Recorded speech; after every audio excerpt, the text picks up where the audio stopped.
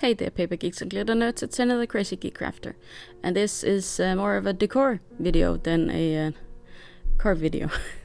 It is a paper project. I bought these lamps for my guest room and my library, and well, they were a bit plain, so I wanted to decorate them just a tiny bit. My problem is I like statement lights. The one problem is they're expensive. The other problem is I don't have that much ceiling height in the upstairs. So I picked these rice paper lamps.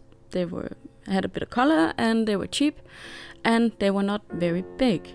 That was very important for this project because you can't have a lamp that people keep going face into. And my boyfriend is quite tall, so I witness his troubles if anything is hanging down from the ceiling upstairs. But for the, let's call it a rose-like color, for the rose paper lamp here, I wanted some stripes of gold, where I will attach little white butterflies to like trail over the lamp. I picked white because it was a neutral color. I think maybe I could have done vellum, but I didn't. So painting was, so to speak, the easy part. I wasn't completely satisfied. I wanted something a bit more wispy. These lines turned out more solid, but I'm going to get a more wispy look on the green one, and I'm just going to dry brush, or whatever to call it, all over the place for this lamp, just to give it a tiny bit of visual interest. This will go in the library, and since I'm planning on making statement lights out of globes, this one is a temporary installment and doesn't really need a lot of attention. The other lights will do that when I get them done. I bought 2 globes. I just haven't made them into hanging lamps yet, but I'll come. So I'm cutting the butterflies out of normal copy paper. I didn't need anything substantial since it's just a lamp. If they fall off, it's okay. And it's not like I plan on anyone touching them. So paper should do fine, and it'll also disperse the light in a different way than cardstock would. I started batch making. I cut all the paper with the dies. I got 4 layers in each butterfly here, and I just separated them all into this, and now I have to glue them on to the lampshade, and staying in the shot was very hard, so I apologize for the funny angles, and I hope you get the gist of what I'm doing. This is a very easy light. This is maybe a bit childish, but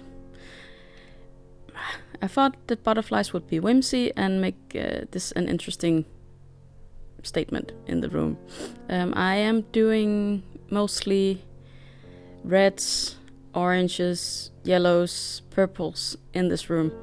I bought some pattern papers that I cut down to fit in these 9 frames I have, which are all in these color families. And there were flowers, so it was kind of a girly touch to the room, but I don't mind.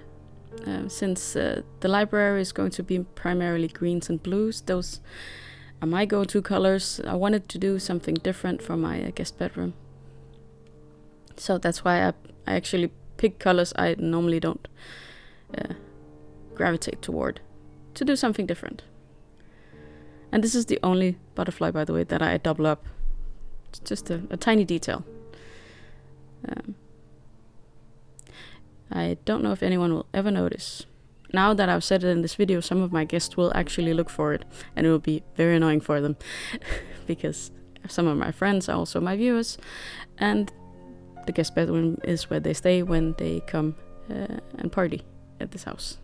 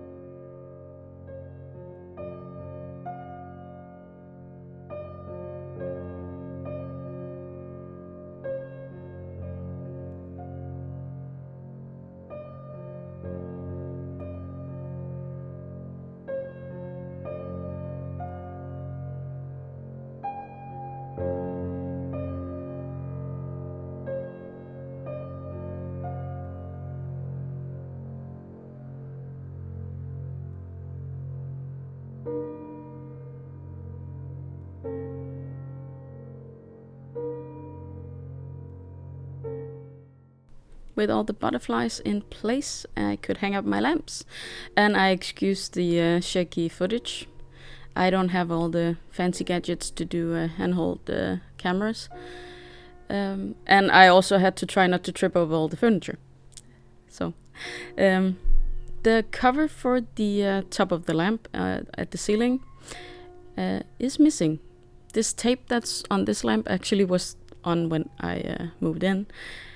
I guess I should go and take it off, but since the piece inside is brown, I really don't want to. And I can't buy new ones. I tried, but they won't fit. Apparently this measurement is gone completely out of use. I hope you enjoyed this video, even though it was not a card. Until next time, I hope you'll be having a good day, evening, or night.